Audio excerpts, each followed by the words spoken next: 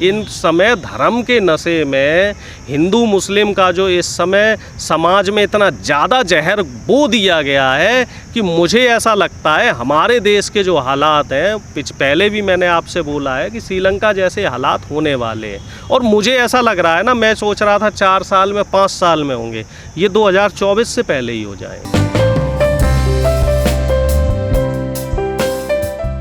Bharatiya Janata party और उनकी जो आइडियोलॉजी है उसको मानने वाले लोगों के साथ कि जो मुख्य अभियुक्त हैं, जो लोग मुख्य रूप से खुल के इस चीज़ पे बोलते हैं, उनको ये लोग टारगेट नहीं करते हैं। और जैसे प्रोफेसर साहब की बात करी आपने, रतन लाल जी हो गए या लखनऊ यूनिवर्सिटी के प्रोफेसर हो गए, ये लोग ऐसे हैं, इन लोगों ने सिर्फ जो पुरानी किताबों में लिखी हुई बातें उनको कोट किया था, उनको कोट किया, ट्वीट के जरिए कोट किया या कहीं मीडिया में बोला, तो उसको ये लोग टारगेट कर रहे हैं। अगर आपके पास साहस है, हिम्मत है, तो किसी मजबूत आदमी को टारगेट करके देखिए। भाई प्रोफेसर है, शिक्षक है, दीनहीन है बेचारा, उसको मार लो, पीट लो, जेल में डाल लो, कुछ भी कर लो, उससे क्या आप क्या साबित करना चाहते हैं? आप बहादुर हैं?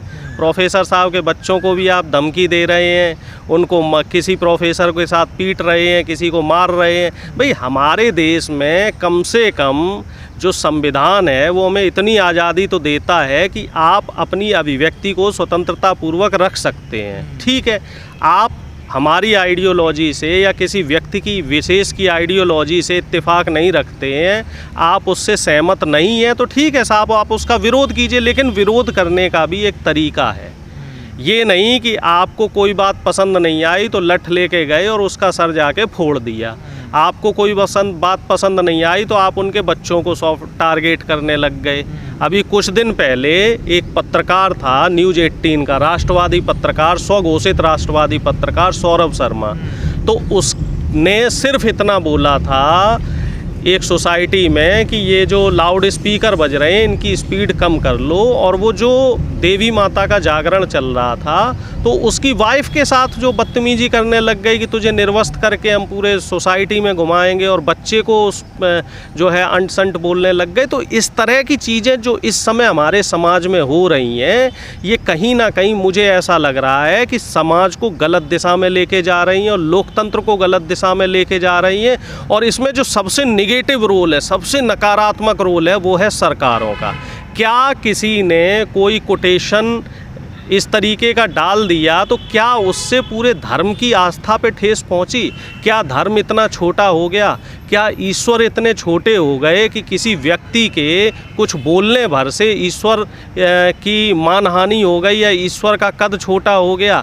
कई बार आपने देखा होगा, हमारे शास्त्रों में भी लिखा है हिंदू धर्म के, कि एक आम इंसान, एक वो कहावत है, तुलसीदास जी की चौपाई लिखी हुई है कि क्षमा बड़न को चाहिए और छोटन को उत्पात, का भृगु को घट गयो जब विष्णु ने मारी लात। विष्णु भगवान ने भृगु ऋषि को एक बार लात मार दी थी, तो भृगु ऋषि का क्या बिगड़ गया?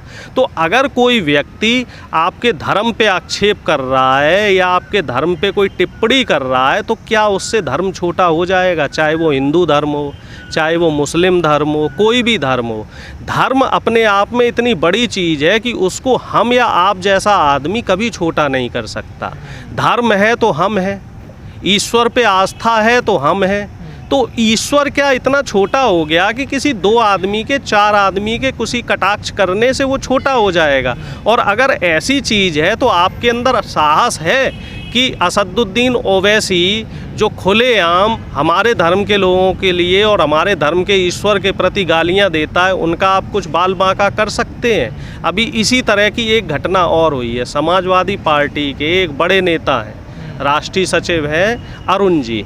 तो अरुण जी ने एक तंज किया कि लगे हाथों मक्का मदीना की भी खुदाई करवा दी जाए। ठीक है, अब इस पे क्या हुआ कि जो मुस्लिम धर्म के लोग हैं, मुस्लिम धर्म के जो पत्रकार थे, बड़े बड़े जो नेता थे मुस्लिम धर्म के, उन्होंने उन्हें टारगेट करना शुरू कर दिया कि हमारा जो मक्का मदीना पाक है उसके बारे में ऐसा कैसे लिख दिया। तो ऐसा नहीं है कि इस तरह की जो गंदगी है वो सिर्फ हिंदू धर्म में है, इस तरह की गंदगी जो है वो मुस्लिम धर्म में भी है, दोनों तरफ है। जितना समाज को नुकसान ये संघील विचारधारा के लोग पहुंचा रहे हैं, उतना ही नुकसान ये मुसंगी विचारधारा के लोग भी समाज को पहुंचा रहे हैं। और ये जो दोनों तरह के लोग हैं, ये नहीं चाहते कि हमारी जो गंगा जमुना तहजीब है, गंगा जमनी तहजीब है, और जो सदियों से यहाँ पे हिंदू और मुस्लिम आपसी भाईचारे से रह रहा है, उस भाईचारे को ये लोग ख़त्म करना चाहते हैं। यही लोग थे जिन्होंने हिंदुस्तान और पाकिस्तान के 2 टुकड़े करवाए। अब कल एक जगह ट्वीट पे एक फ़ोटो वायरल हो रहा था जिसमें बहादुर शाह जफ़र और जो तमाम स्वतंत्रता संग्राम में जो तमाम स्वतंत्रता सेनानी रहे जो मुसलमान थे, उनके चेहरे पे कालिख पोती गई और नीचे एक कोटेशन लिखी गई कि ये लोग स्वतंत्रता सेनानी नहीं थे, ये देश के गद्दार थे। तो इस तरह की चीज़ें कहीं ना कहीं समाज में केरोसिन छिड़कने का काम कर रही हैं। और राहुल गांधी जी ने जो ऑक्सफोर्ड यूनिवर्सिटी में जो बात कही है, वो बात बिल्कुल सही कही है कि बीजेपी सरकार ने, हमारे प्रधानमंत्री जी ने और हमारे सरकार के जो लोग हैं, बीजेपी सरकार के लोग, इन लोगों ने पूरे देश में इस समय केरोसिन छिड़क रखा है। और ये धर्म के नाम का जो केरोसिन है, जिस दिन इस केरोसिन में जरा सी चिंगारी लग गई तो बहुत बड़ी आग धधकने वाली है और पूरा देश धर्म की आग में जलने वाला है। तो सोचने का विषय है, इसमें आपका भी रोल उतना ही महत्वपूर्ण है, हमारा रोल भी उतना महत्वपूर्ण है। और जो ख़ास तौर से हमारी युवा पीढ़ी है, हमारी युवा पीढ़ी को इस समय समझाने की ज़रूरत है कि जो धर्म के नाम पे जो आपको अफीम चटाई जा रही है, धर्म के नाम पे जो आपको बरगलाया जा रहा है, तो इससे किसी का लाभ नहीं होना। ये सिर्फ जो बीजेपी के लोग हैं, जो आरएसएस के लोग हैं, जो मुसंगी विचारधारा के लोग हैं, जो मुसलमान धर्म के कुछ लोग हैं ना, ये लोग सिर्फ अपनी राजनीतिक रोटियां सेंक रहे हैं, ये अपने निजी स्वार्थ में लगे हुए हैं। अभी एक आपने वीडियो और देखा होगा जिसको कई लोगों ने शेयर किया था, शिवराज सिंह चौहान जी जो मुख्यमंत्री हैं मध्य प्रदेश के, इनका बेटा विदेश में कहीं से बैचलर डिग्री लेके आया है, LLB की लॉ की डिग्री लेके आया, और उसको बड़े फ़क्र के साथ कहते हैं कि मेरा बेटा वहाँ से डिग्री लेके आ गया है। तो अब हमारा युवा समझे, जो OBC SC ST का भटका हुआ युवा है, जो OBC SC ST का अपने आप को कह रहा है कि साहब आप हिंदू हैं या हिंदुत्व की विचारधारा को मानते हैं, और जो मुस्लिम धर्म के लोग हैं, जो धर्म के नाम पे हिंदुओं से इस समय बैर करने की जो उनकी टेंडेंसी धीरे धीरे जो क्रिएट हो रही है, तो उनको ये चीज़ समझने की ज़रूरत है। क्या बड़े बड़े जो मुसलमान नेता हैं जो अपने आप को स्वघोषित धर्मगुरु बोलते हैं, क्या इनके बच्चे भी यहाँ मदरसों में पढ़ रहे हैं? क्या बड़े बड़े हिंदू धर्म के जो नेता हैं, क्या उनके बच्चे भी सरस्वती मंदिर में पढ़ रहे हैं? ये लोग अपने बच्चों को अच्छी तालीम और अच्छी शिक्षा देकर विदेश में भेज रहे हैं, और हमारे जो बच्चे हैं, जो आम आदमी के बच्चे हैं, गरीबों के बच्चे हैं, पिछड़ों के बच्चे हैं, दलितों को बच्चे हैं, इनको शिक्षा से दूर रखने की कोशिश की जा रही है।